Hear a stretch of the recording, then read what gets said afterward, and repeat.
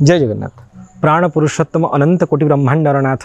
जगतरनाथ जगन्नाथ महाप्रभुंर श्री चरणारविंदरे दासर साष्टांग आभूम दंडवत प्रणाम। दर्शक बंधु आपण मानक ओडिशा 365 चैनल द्वारा प्रस्तुत श्री जगन्नाथ महिमा कार्यक्रम को अनेक अनेक स्वागत।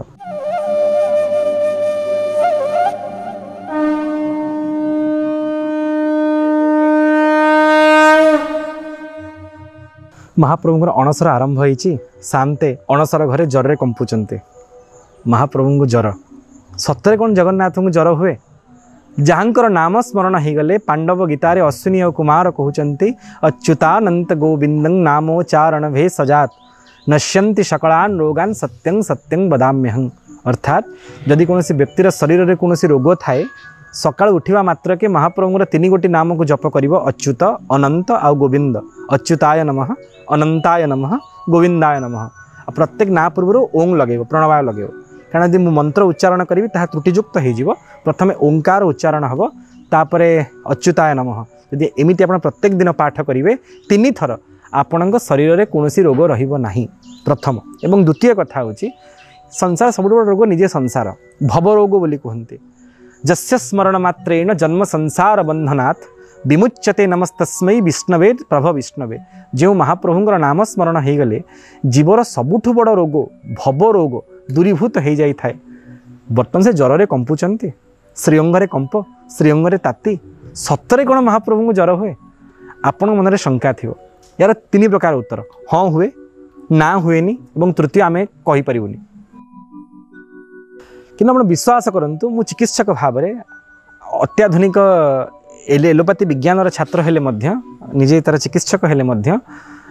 जाने अनुभवी अनुभव न्याय मु स्वीकार करुच्ची शांत को जर मु बाकी स्वीकार करने मो भली साधारण पतित अधम जीवर योग्यता बा केते एते बड़ नाथंग विषय जानिबा निमंते करुणा बारिधि चिर क्षमा निधि सारा जगत रे बोला उची विधि शरण नेलेता चरण तले गो लुह देव सीए पोछी। एभलिया नाथंग विषय जानिबार योग्यता मो पाखरे कहीं आज्ञा ना मत दबार योग्यता भी मोर कहीं कि मुझे शुणी अनुभव करी पाखे बखाणुची। मु डाक्तरी पढ़ुए मोर जड़े सार फार्माकोलोजी विभाग था जड़े से ना मना करें प्रकट करूँ जहाँ गुप्त ता गुप्त रही आवश्यकता रही। ये 2012 मसीहार कथा मो सार अनुभूति से कहले जड़े नास्तिक डाक्तर बंधु थे बुर्ला मेडिकल कॉलेज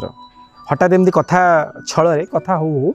सार नास्तिक डाक्तर बंधु सार को पचारे कथबार्ता पड़ला आपन जानी आरे ढमणा बुली बुलिक यही अगणा सेमती ओडिया जातिर आम भली ढमणा मानकर शेष अगणा होची पाट अगणा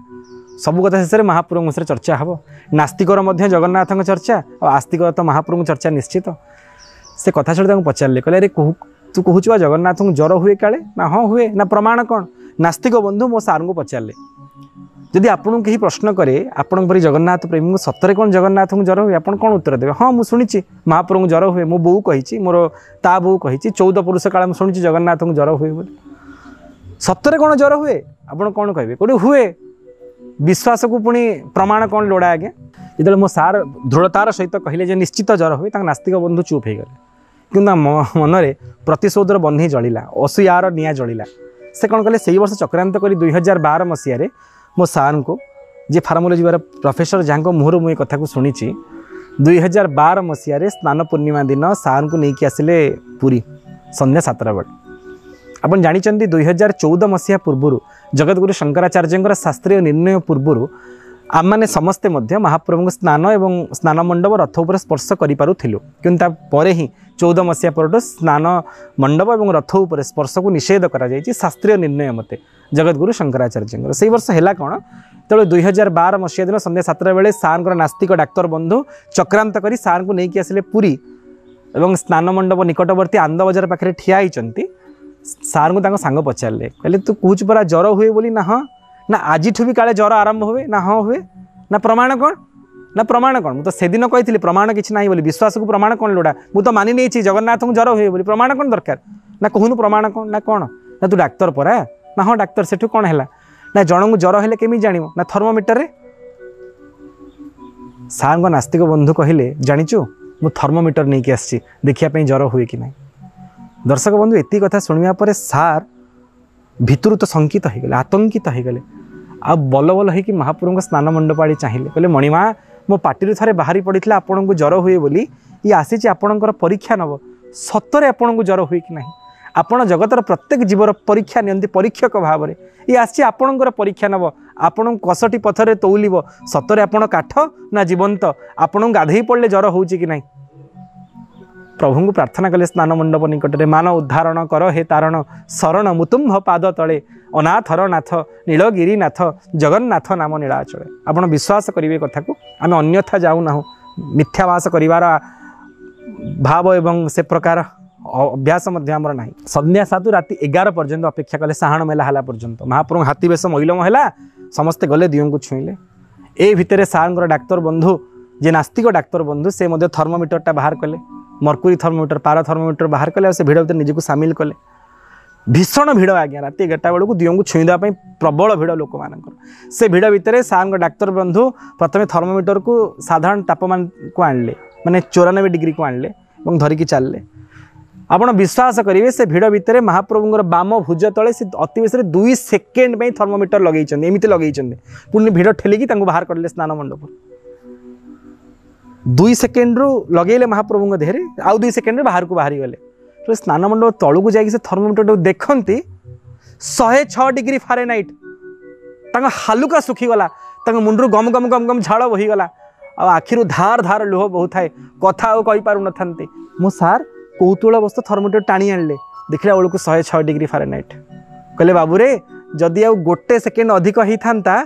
पारद थर्मोमीटर को फटेकी बाहर को बाहरी जाता सार नास्तिक बंधुंकर समस्त नास्तिकता मन भितर थिबा समस्त प्रकार अहंकार गर्व अभिमान चूर्ण विचूर्ण होगला आ से लुह कि आखिर बहीगला से साष्टांग प्रणिपात कहले कहले प्रभु सतरे आपन को जर हुए आपण विश्वर परीक्षक मु आपणकर परीक्षा नहीं त्रुटि करिछि मणिमा मते क्षमा करंतु दर्शक बंधु न दारु प्रतिमा एसह साक्षात ब्रह्म प्रकाश्यते ये साधारण दारु प्रतिमा भाविबेनी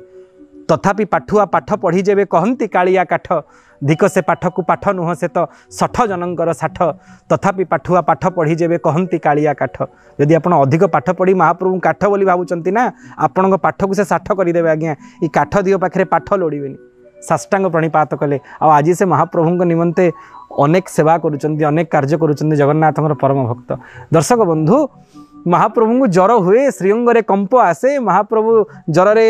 कंपंती थरंती दैता माने कहते हाथ मारे हाथ फटका हो जाए श्रीअंगरे एति कंप थाए आम विगत अध्याय आपको आलोचना कर शुणु कहीं जगन्नाथ को जर हुए जर कारण कौन और चिकित्सा केमी अनुष्ठित होता है आपड़ के महाप्रभु साधारण दारु प्रतिमा भाव हेय ज्ञान करें जो कथा ब्रह्मा बारंबार इंद्रद्युम्न को स्पष्ट करिसंती न दारु प्रतिमा एसह ये साधारण दारु प्रतिमा नुहंती ये स्वयं परम ब्रह्म दारवी रूप को धारण करी मानव लीला को परिप्रकाश करुचंती दर्शक बंधु महाप्रभुंर ज्वर हबार प्रकृत विधान रही ज्वर है आम बहुत बार कही जमी जर दिह अच्छा श्रीमंदिर सूर्य मंदिर प्रवेश मात्र बाम पटे अच्छा पूर्वाभिमुख होकर 3 मुंडिया दिह महाप्रभुंर निमंते माँ माने जगन्नाथंकर जर को भल करदेवाई जगन्नाथ ना रे कदली क्षीर भोग करती आम सात को भल कर दियो जेते से खीरिखिया अलारनाथ को देखिले भी जेते से पट्टी दियंग माड़ गुंथिले भी हेले आन चका नयनर चतुरंग चाहाणी महाप्रभु को देखिबारे जो आनंद रही जगन्नाथ रूपकांतिर जो आकर्षण रही ताहा क्या पाखे ना आम शांति जल्दी भल हो जातु 15 दिन काल मु अनेक भक्त को देखी आज्ञा अन्न ग्रहण करती मो महापुरु जरे पड़ी मुझे भात खाईदेवी फलाहार करिकी रुहंती ए प्रकार आज निष्ठावान भक्त अच्छा श्रीक्षेत्र में समग्र जगत में छुटी आसती श्रीक्षेत्र को जदि आपड़ केवे पुरी की जाई जगन्नाथ को दर्शन करि पारु नाहंती अणसर बेले जातु तांको दुखरे ठियाई पड़तु शांति कंपुचंती आ जगन्नाथ जर में कंपंती बोली समग्र ओडिशा रे गुळुगुळी आरंभ हुए ताको ओडिया कहे ना ये साधारण गुळुगुळी नुह ये हूँ अणसर गुळुगुळी तेणु अणसर महाप्रभु अच्छा निजे जर में कंपुचंती ये हूँ महाप्रभु को जर हबार प्रकृत प्रमाण जहाँ आम सार मुहर शुणा पाई आशा ए कथा आपको खूब आनंद प्रदान करमती मणिमा को भल पाथे भाव में बांधी छड़ा कहार शरणागत हे जय जगन्नाथ।